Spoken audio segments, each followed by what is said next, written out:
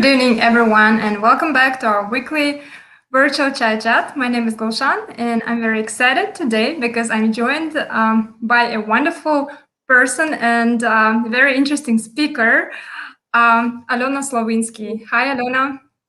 Hi, Gulshan, and thank you for giving me this opportunity tonight. Thanks so much for joining us. That's wonderful. We're so happy to have you. I'm going to tell a couple of words about you so that people know who you are. So Alyona Slowinski joined the Department of State Foreign Service back in 2004.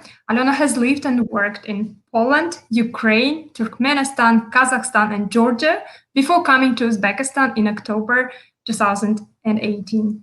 Before the Foreign Service, Alyona worked as a linguist with the Utah National Guard. She received her BA and Master's in Educational Leadership and Foundations from Brigham Young University, Provo, Utah, where she also taught beginner and intermediate Russian courses. Alyona has a son and two daughters. She loves to dance, and in her spare time, she attends salsa, bachata, and kizomba dance events, no matter what country she is in. Alyona, it's great to hear today. I'm sure it's going to be very interesting to hear today about your topic. You will be talking about the safety on the roads, right? That is correct. Mm-hmm. So here I'm leaving you and I'm sharing the PowerPoint. Thank you. Good evening, everyone, once again. This is going to be really strange because I feel like I'm talking to myself or I'm talking to the computer in front of me or the monitor in front of me. I've done online training before, but I usually see the people that I talk to or I hear them. So this is going to be very unusual, but I hope that I will manage. And I want to thank you for joining us tonight and for coming to Chat Chats and listening to what we have for you. Like Gulshan said, I have been here for 2 years, a little bit over 2 years in Uzbekistan. Really appreciate being here. Really enjoy Uzbekistan, enjoy Tashkent. I love Central Asia. I've been to different countries. I worked in different countries of Central Asia, including Turkmenistan, Kazakhstan, and Uzbekistan now. And I am very happy that I had a chance to come and work here at the American Embassy here. I love to teach. I really enjoy meeting people. So this is very sad that at this time, we have to do it like this virtually. But at the same time, I'm grateful that we have this option and that we can continue Chat Chats.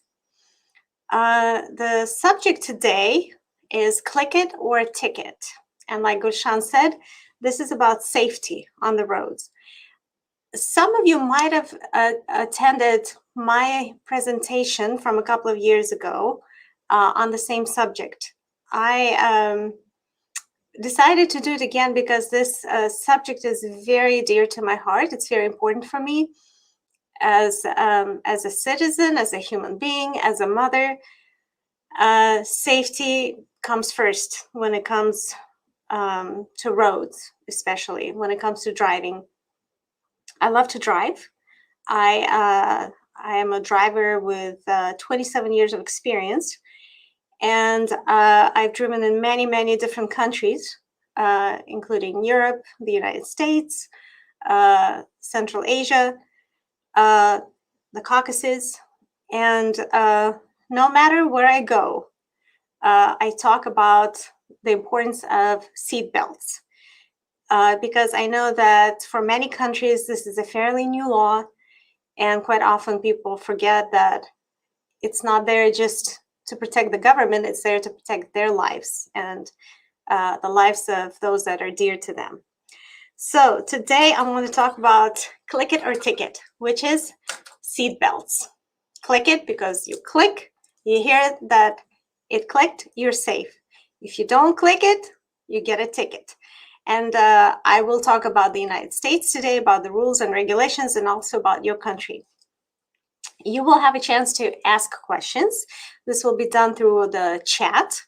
I will most likely address your questions and comments at the very end because I will have to work with two tabs here with two screens, so I won't be able to see your questions, but I have helpers that'll keep track of it. So feel free to ask, but we will talk or discuss it later on. All right, let's start. So, seat belts. What, why, and how? Let me tell you a little bit about how they came into our lives, how they were created, and who created them. Seat belts were invented a long time ago by an English engineer. His name was George Cayley, and he created them in mid-19th century. In the early 50s, Dr. Sheldon made a major contribution to the automotive industry with his idea of retractable or lap seat belts. So this was a doctor who worked in the hospital, in the ER. In the emergency room, he saw a lot of people coming in from car accidents, and they had head injuries. So when he saw that at his clinic, he came up with this idea of lap belts. So the first belts were only for your lap, not the way we're used to seeing them and knowing them. In 1968, you can count how many years ago that was. We're in 2021. In 1968, the U.S. National Highway Traffic Safety Administration placed into law, this became a law, the shoulder strap requirement on all cars. But that was just for the front seats, not the back seats. So in 68, the first cars in the States started making seat belts for the front seat. Now, when did it become a standard? It actually became a standard in 1959, even basically almost 10 years prior to that. And that was the Volvo cars. No wonder they're still considered to be the best cars, one of the best cars in the world, and one of the, for safety reasons, one of the safest cars is still a Volvo car. So I think that should make you think. Next time you wonder, why do we even need seat belts? Why do we even have seat belts in the car? That people created them for a reason, created them a long time ago, and those were smart people that created smart cars. Later, Volvo made this new seat belt patent available for other car manufacturers for free. They believed in safety so much that in the interest of safety for all front seat drivers, they shared their knowledge and their creation. Let's continue with the history for the United States. It's interesting to know that in America, the first one to accept the law was New York. In 1984, New York became the first state to enact a mandatory seatbelt use law, and by 1990, 37 other states had followed that law. Now, is this a primary or secondary law? I would ask you right now, what's a primary law? Not sure if many of you understand this or know this. Primary law is the type of law that allows policemen to stop you if they see that you're not obeying that law. And they don't have any other reasons. They don't need to have any other reasons to stop you. So it's a primary law for 25 states. If they see you driving without being buckled up, they will stop you. It's a secondary law for other states, for other 25 states, which means that when you drive and you don't have a seat belt on, if you're doing something else wrong, they can stop you. And on top of that, they can fine you for not having your seat belt on. When I was preparing this presentation, I was really surprised to find out that actually not all states in the United States require the seatbelt. There's one, a rebellion. There's one state, only one, and that's New Hampshire, in which you don't have to buckle up. But I have to tell you the truth. In all my years of driving, including in New Hampshire, I never, ever, ever saw anyone without a seatbelt on. I really don't remember that. People buckle up, and they usually don't have to be reminded. It's automatic. You sit down, you get in the car, you sit down, you buckle up. People in what seats have to buckle up? That is a very good question, and we'll compare that to your country and the way it's treated here.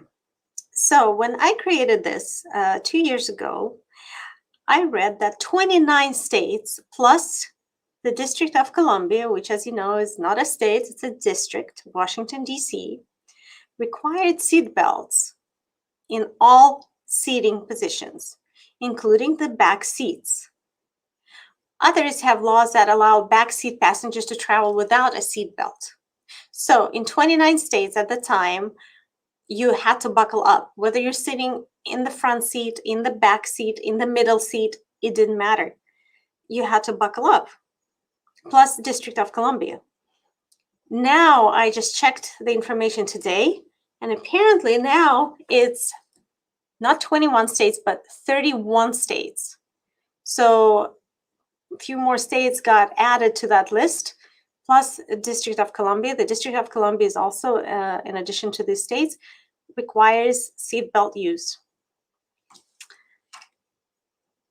Let's move on.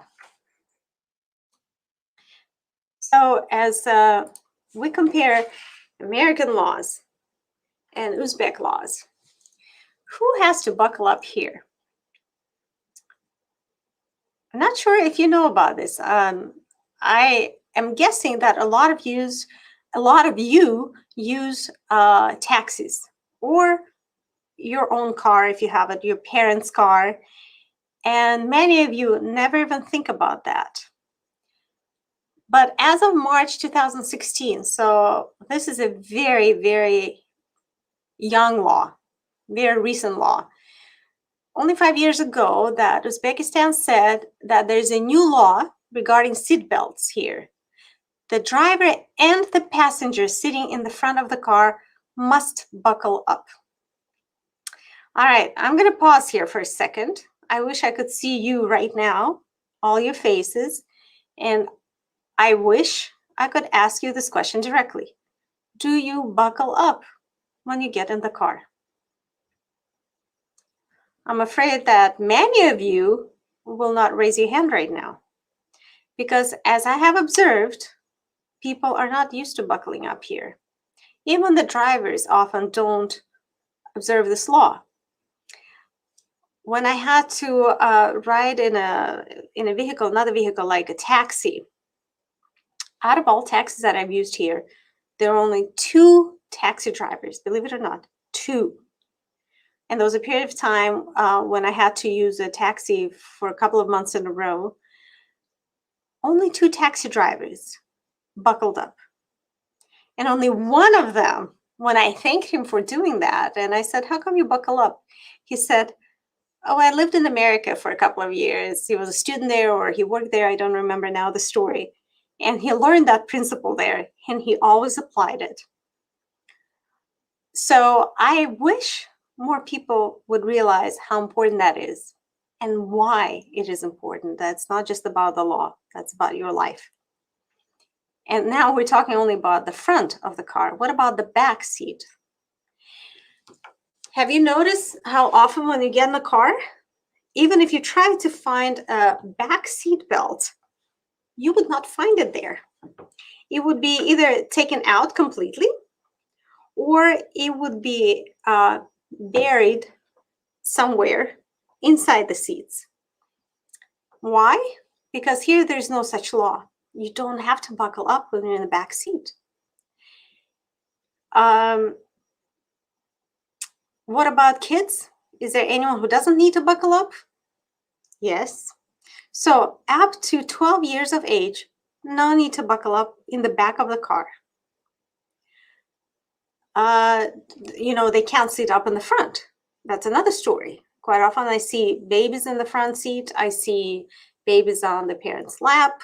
I see seat belts in the front seat, which are not supposed to be in there. And we'll talk about seat belts a little bit later here.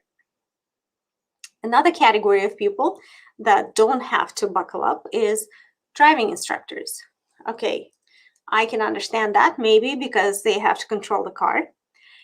And the third category, which also worries me, in addition to the 12-year-olds or up to the 12 years of age kids, is pregnant women or sick passengers. It seems to me that their health and their safety is not even just as important, but maybe even more important, because a pregnant woman carries a baby. And so now we're talking about lives of two people.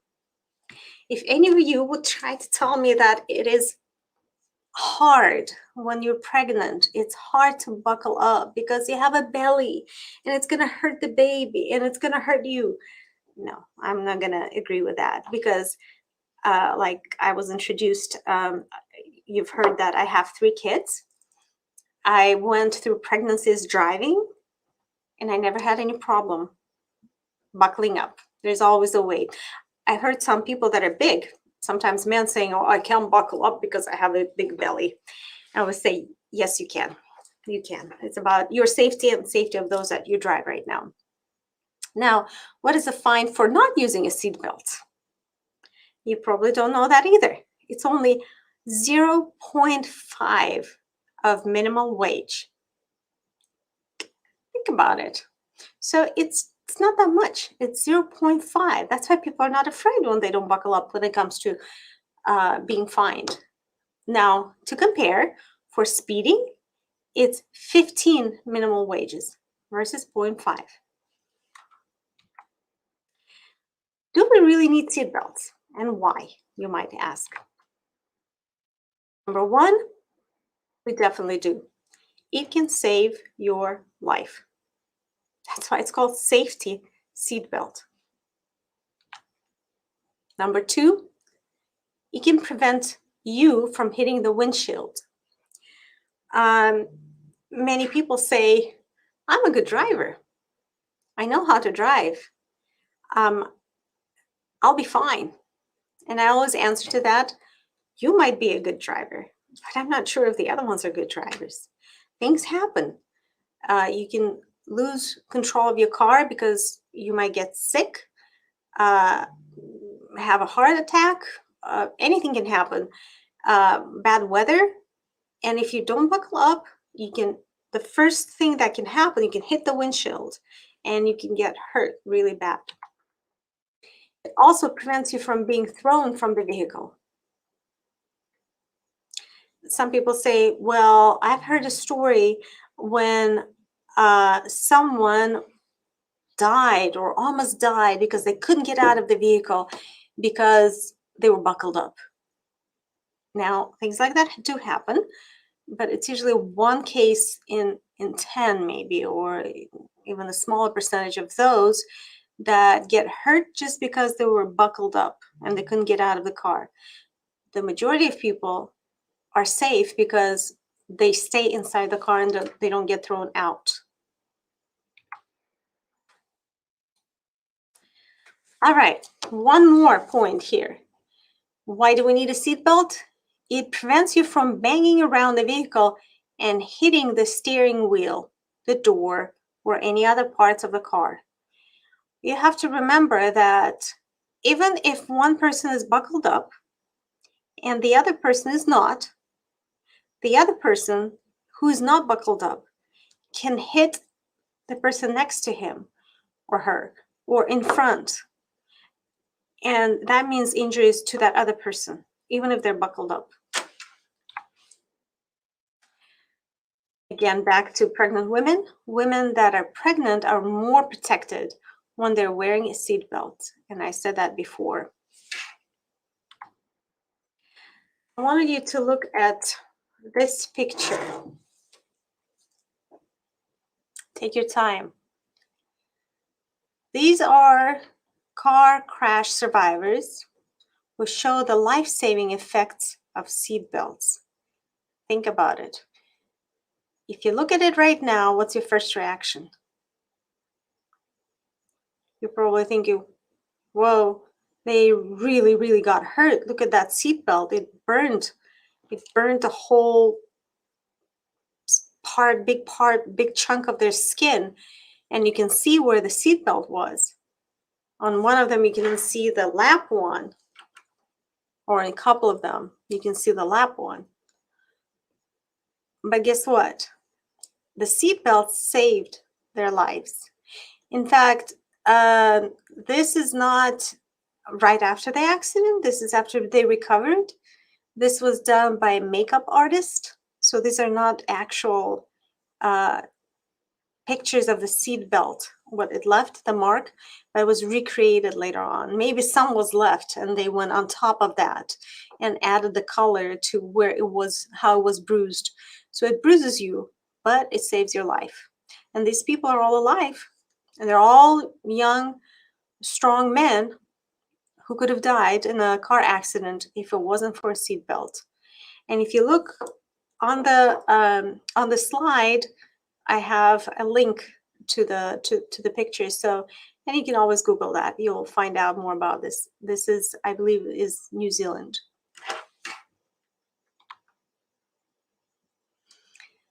Okay, myths. You know, whenever you talk about seatbelts, there will always be someone who'll say, "That's not true. I've heard that seatbelts can trap you inside your car," like I said before. The fact, it actually takes less than a second to take off a seatbelt. This belief often stems from the fear of being trapped in a car on fire or one sinking in water. So you can undo your seatbelt very quickly. But in a car crash, a seatbelt will save you. Myth number 2. Seatbelts are good on long trips, but I don't need them if I'm driving around town. You know how many people get in my car and they go, "Can I not buckle up? We're just going to go around the corner, right, to the store." And I say, guess what?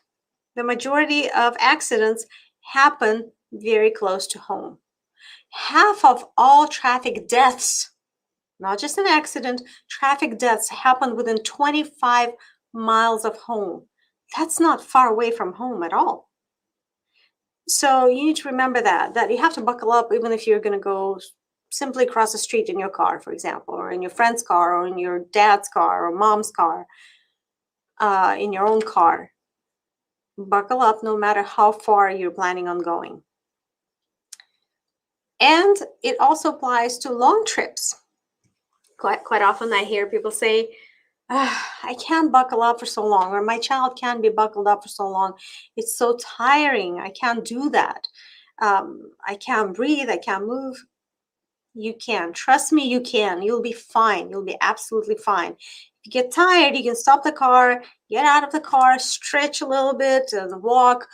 But buckle up, even if you're going on a very long road trip for many hours, especially then. Myth number 3.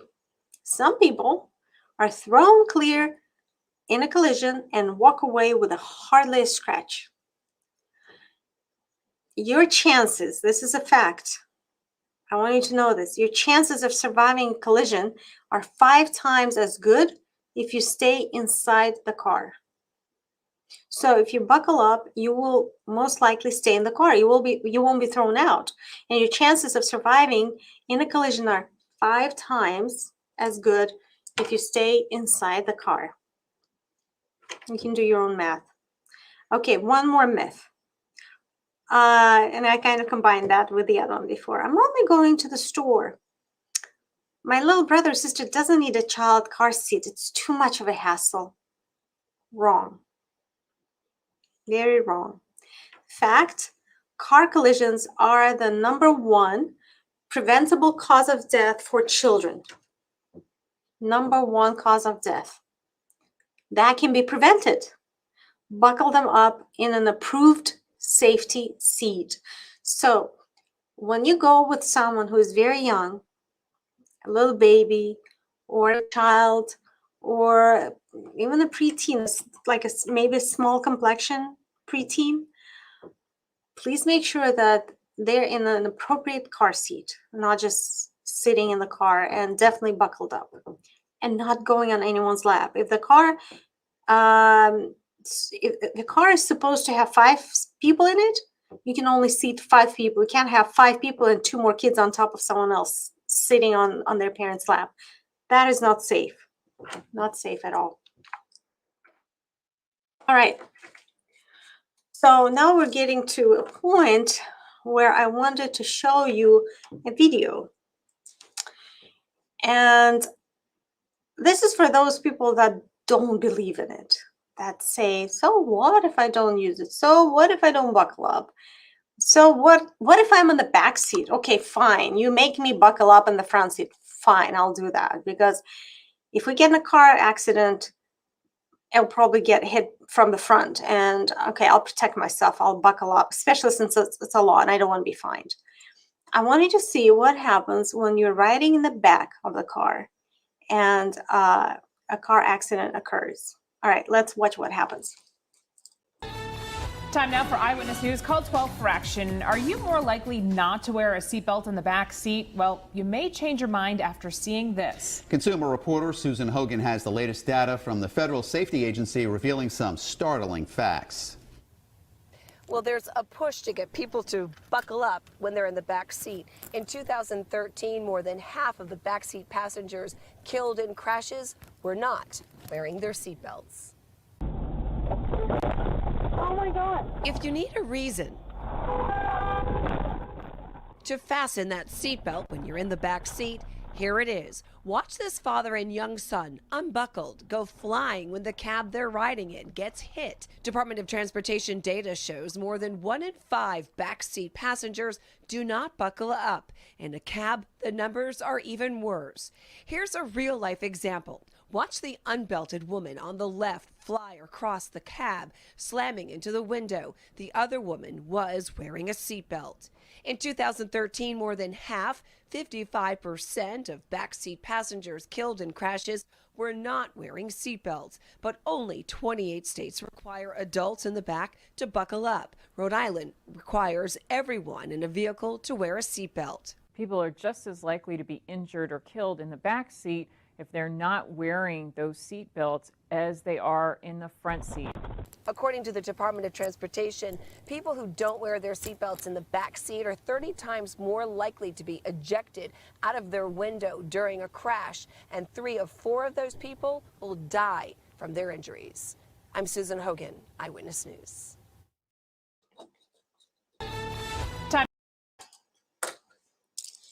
All right, they were speaking fast, but I hope that you were able to grasp the idea of the importance of buckling up in the back.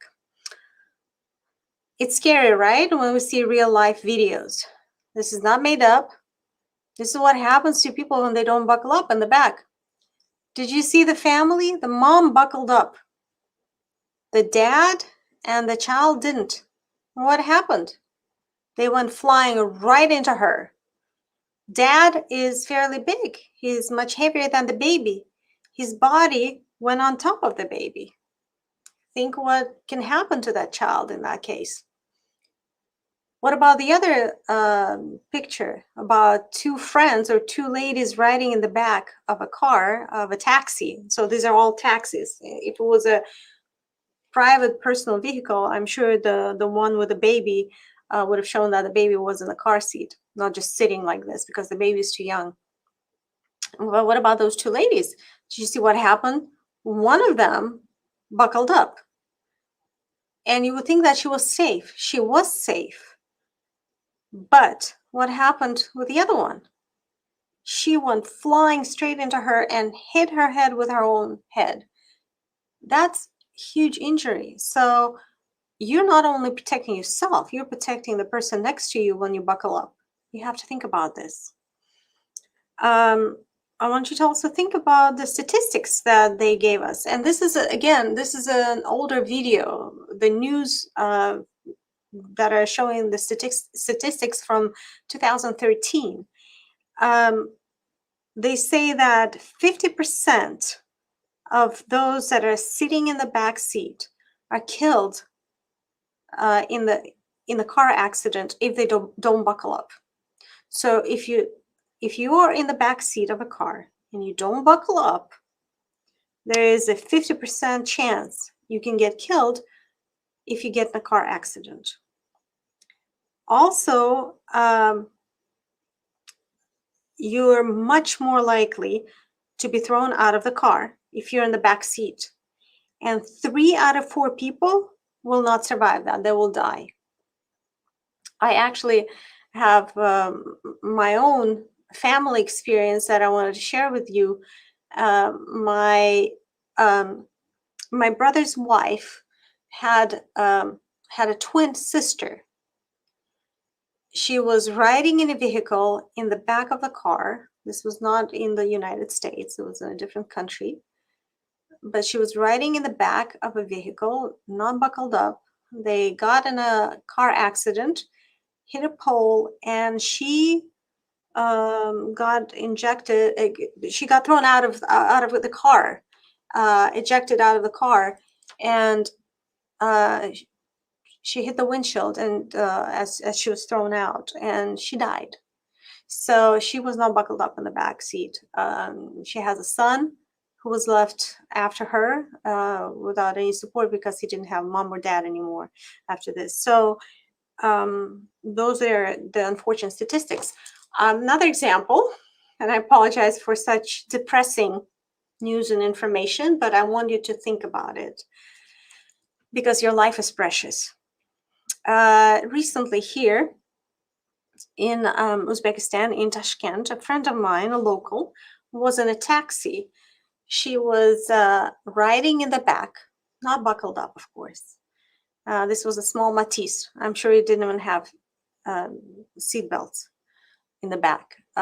She was there with a friend, and luckily she was sitting in the middle of that car, in the back of the car. They got in a car accident. From the left side, she actually had her stuff that she just purchased sitting in the back on that left side where they got hit. Because it was the side where she wasn't sitting, she was supposed to sit there, but she decided to be in the middle to put her stuff down there. She was safe, but she still got hurt. She hit her head, she hit her back, and she was in a lot of pain the following day. And when she got into that accident, she hit her friend next to her with her head, and she had a big bruise on her face. So luckily, no hospitalization, but unfortunately, this is something that happens here daily. All right. Let's talk about kids, and let's talk about their safety. I don't know how many of you have kids in your family, maybe small brothers, sisters, maybe your own kids. Maybe if you are older, you even have grandchildren. But car seats is something that is extremely important, and you don't want to put your baby in a risky situation because you do not have a car seat. If you have a car, if you have a child, please make sure that you invest and you buy a car seat. Now, there are different kinds, and you have to get the right kind. There's small ones for newborn babies, like the one that you see on the left. And there are bigger ones, like the one on the right, as the baby grows. Okay, and this is the one that turns into a toddler seat. Toddler is your 2-year-old, 3-year-old, and on. And the last one is the booster seat. This is for children up to the ages of 7, 8 years old, maybe even older. It depends on the height and weight. And you would say, but that's a big child. They don't need a seat belt. Excuse me, they don't need a car seat. They do.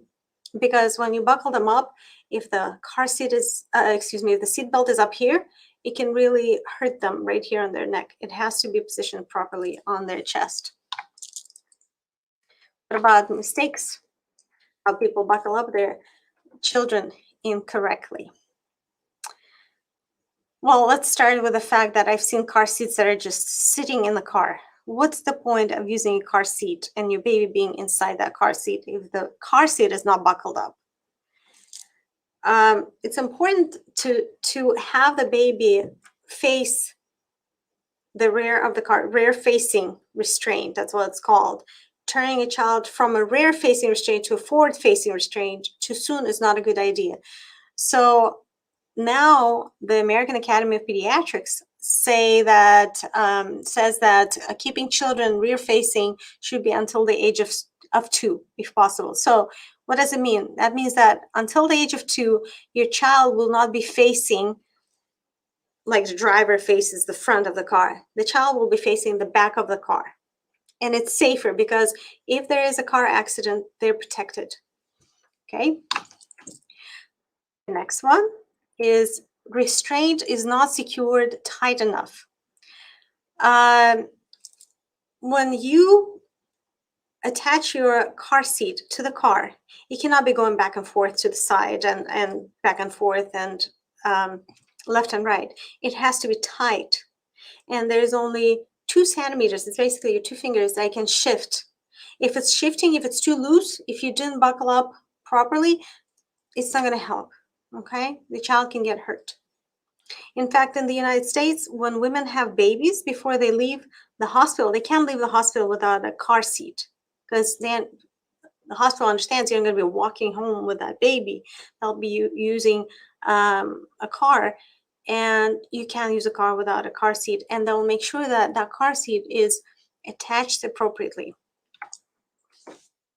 Another thing is harness. Harness is the same as a seat belt or the belt on the child. When it's not tight enough, it's not going to help the child either. If it's too loose, if the baby is like jumping in that car seat, it's probably not protected well.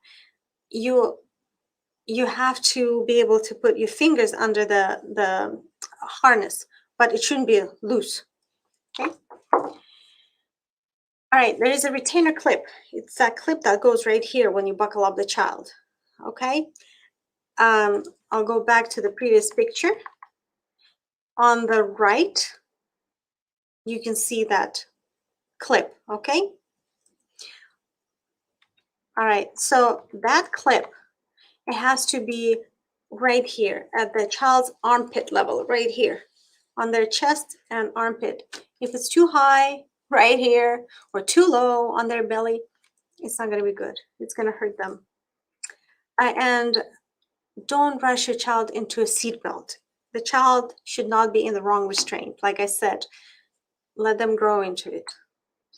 Children must start riding in a booster. That was the 3rd seat for the children, booster, upon outgrowing a forward-facing harness restraint.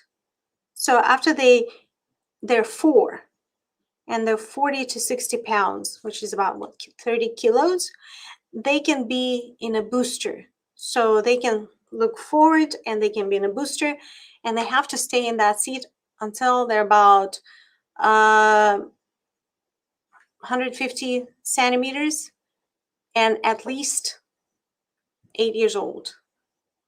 Okay, so that is important. My kids were in a booster seat for a long time, and I didn't listen to any complaints about, but other kids don't use it. Other kids are, no, you have to go in a booster seat until it's safe. There's one more video that I wanted to show you today.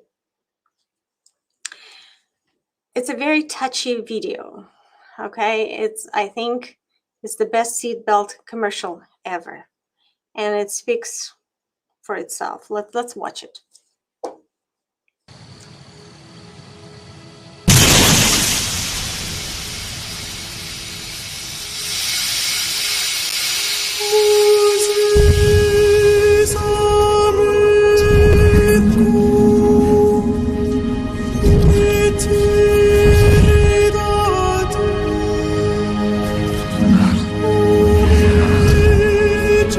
Segurus,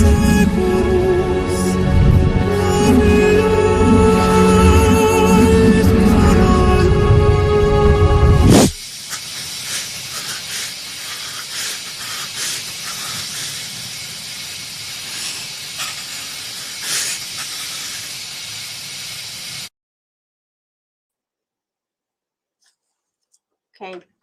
I always have goosebumps when I see this video. Did you catch the last words? I hope you read them. The last words were, heaven can wait. Your life is too precious. You're still very young. You still have a lot ahead of you. Heaven is open 24/7. They can take you in anytime, but they should wait. Heaven can wait, okay? So think about it when you get in the car. A car is a powerful vehicle, a tool. We can't live without cars nowadays. We are used to speed. We're used to getting to places quickly. We're used to the comfort of cars. How can you live without a car or a taxi if you don't have your own car? But a car can also be a very dangerous thing. It can be something that can take your life away. That's why it is important to remember that and to treat it appropriately and to treat your life appropriately. So I want you to remember that next time you get in the car, next time you go somewhere with your family. And now that you know so much about it and you know more about it than maybe those that are around you do, because they might not even think about that ever, I want you to teach others as well about the value of your life and the importance of buckling up.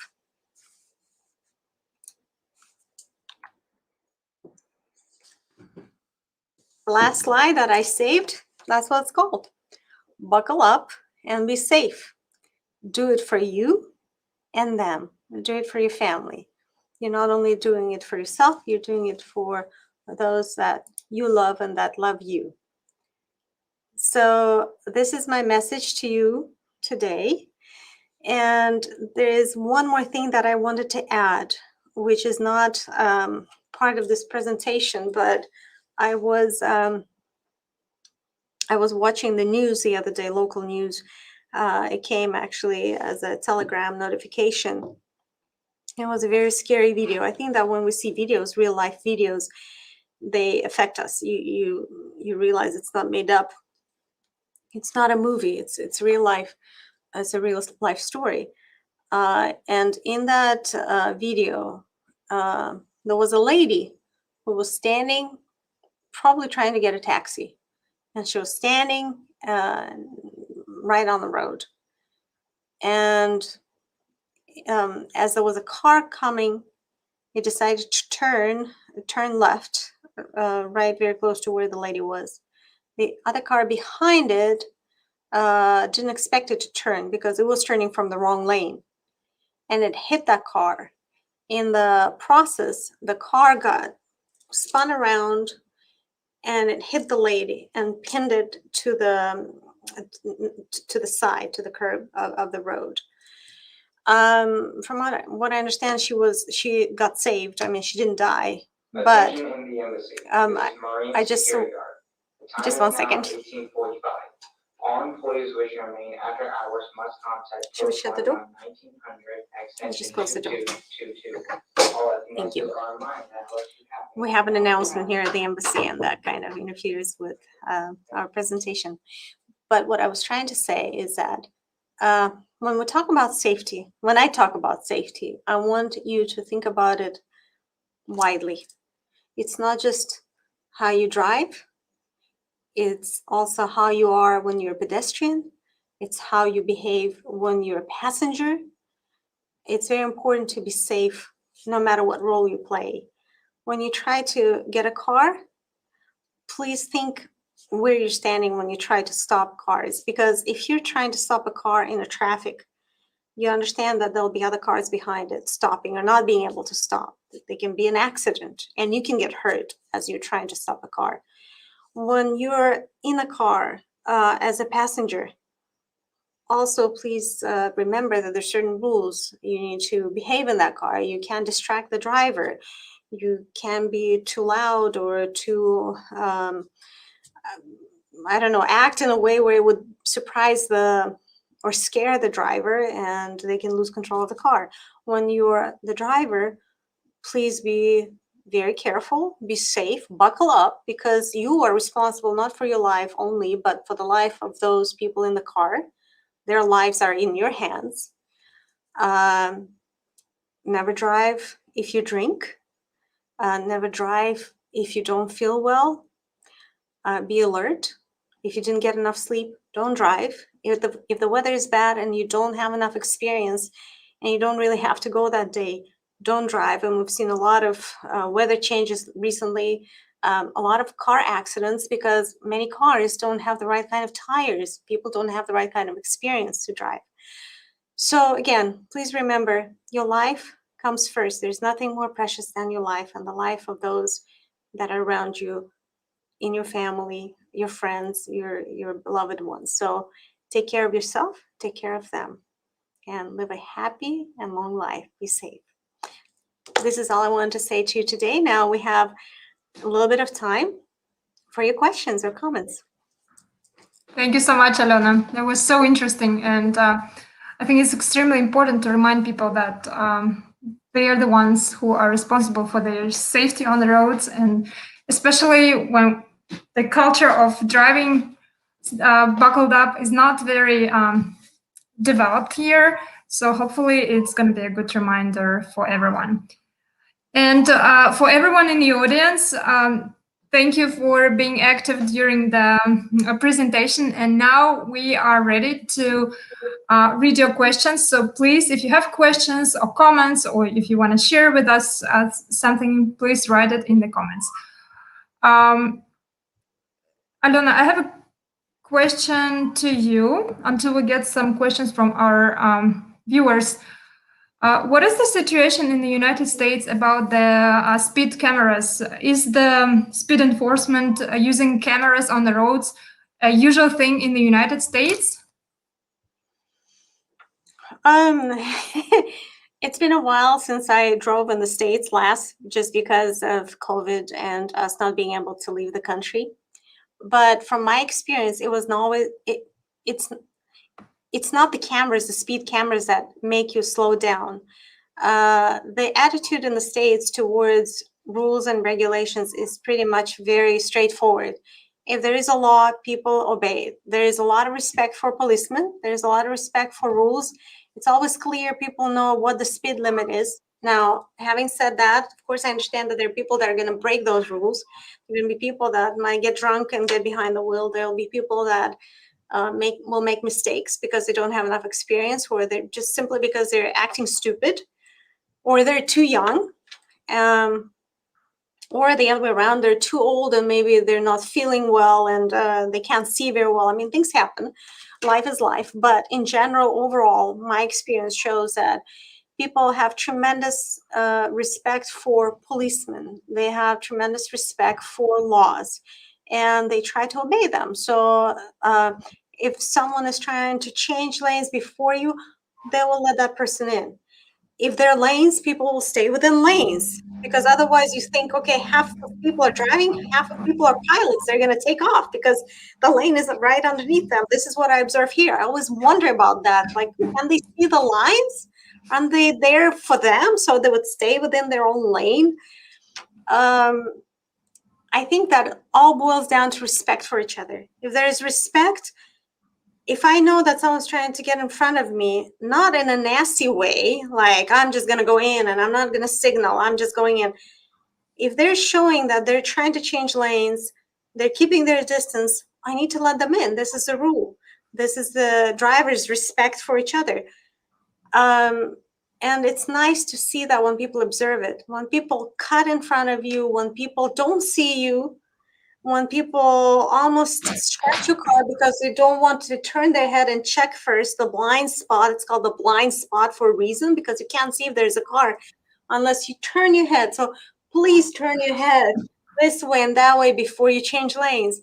I think that would save a lot of people from getting into car accidents. It would save a lot of people from tragedy. Mm-hmm. All right, wonderful. So we have many comments. thanking you for this presentation, and people say that they will definitely buckle up after this presentation. They thank you for your efforts, and yeah. So another question: do people in the United States signal a lot? Do they signal a lot? Because looks like Uzbekistan is Uzbekistan drivers like to signal a lot. So is it the same thing in the United States? They signal appropriately. In the United States, I would say they signal appropriately. If there is any kind of need to honk, they will honk. You mean beeping, right? Honk, that kind of signal, honking. Okay. They will not just, I think the thing that I observe here sometimes is that people will honk just because they're upset with you, but then they will not honk when someone is actually being rude or wrong or just driving like an idiot, like in zigzag. They will not do anything about it. They will let them go. Or people crossing the street when it's red, they will honk at them, but then you're crossing. I was a pedestrian the other day. I was crossing the street. It's my green light. A car turns and he honks at me because he thinks I'm not crossing the street fast enough. Frankly, I always say, oh, I wish I had my phone on and I would film them, because I think people like that should be fined, because it's the lack of education and the lack of fine. I think that allows people to do that. If people would learn that you can't do that, and also that you can be punished with money if you don't obey the rules, I think that would stop this kind of behavior. I actually read someone's comment here that I really like. They say that they were in Shanghai in a cab and the driver would not start driving until they buckled up, even if they were in the back of the seat, in the back seat of the car. Very good point. I'm the same way. I always tell people if they're in my car, I will not move 1 inch until they buckle up. And it doesn't matter if they're sitting on top of my car, inside my car, front, back. This is the rule. And they sometimes will get upset with me, my friends, and I go, but they know the rule. And many of them now are so used to it that they automatically do it without me reminding them. Yeah. So another question: to what extent does the quality of roads affect the increase in traffic accidents? Are there any international recommendations on this indicator? I'm not a specialist in that field. I can't say anything about percentage-wise what the statistics would say, but I can say that good roads actually help to be a better driver, I believe. Now, you can also, if you're a bad driver, you only use that for speeding. But if you're a good driver and you have a car that you want to continue driving for a while without trashing it, then of course, good quality roads will help with that. It's also important with road conditions are important, especially when the weather is bad.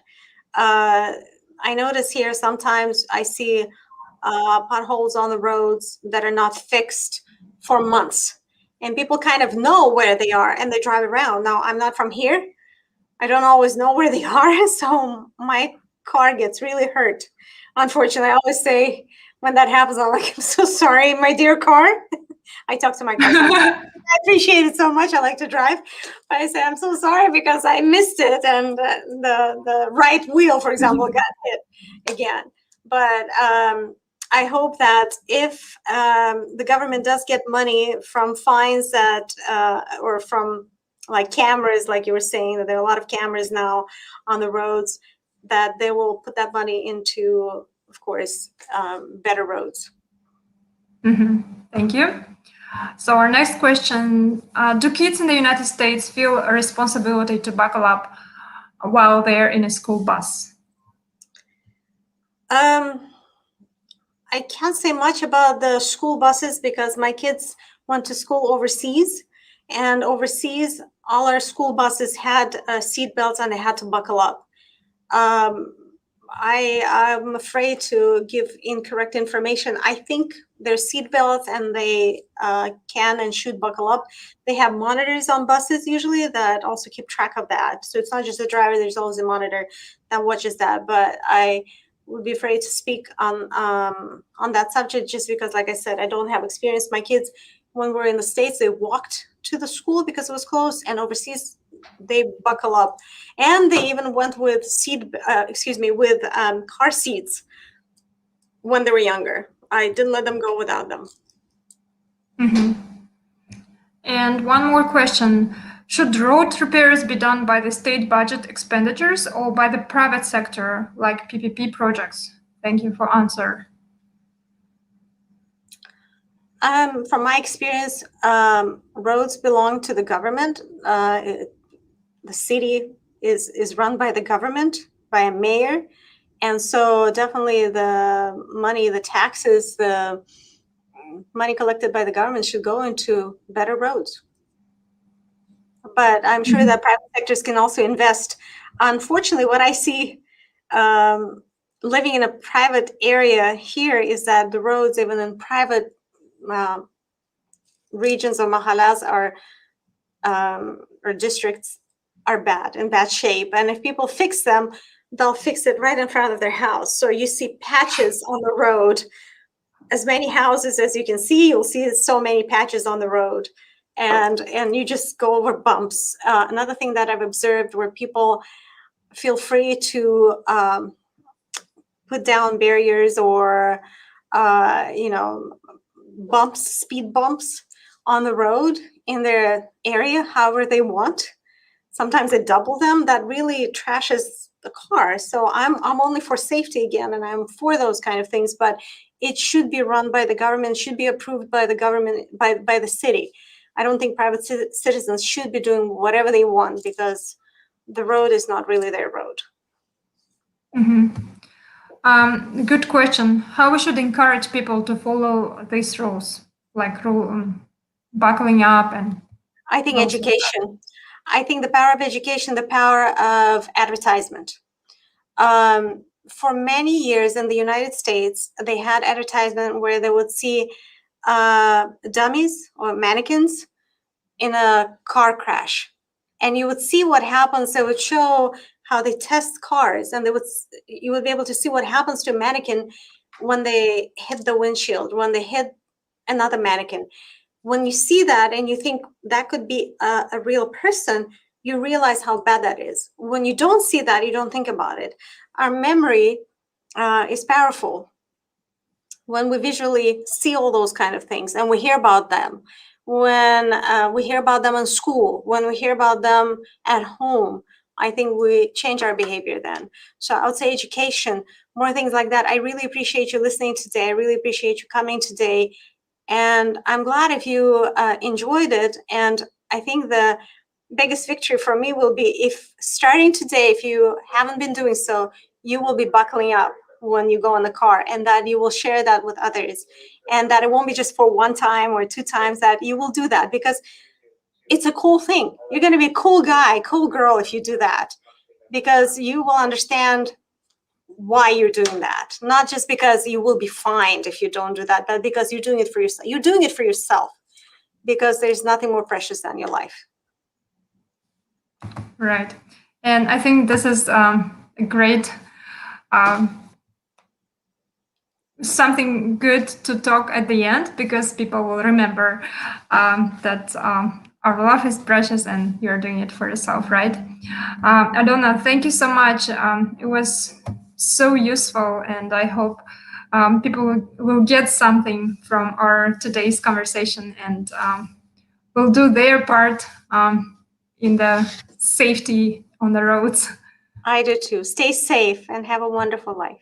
Thank you.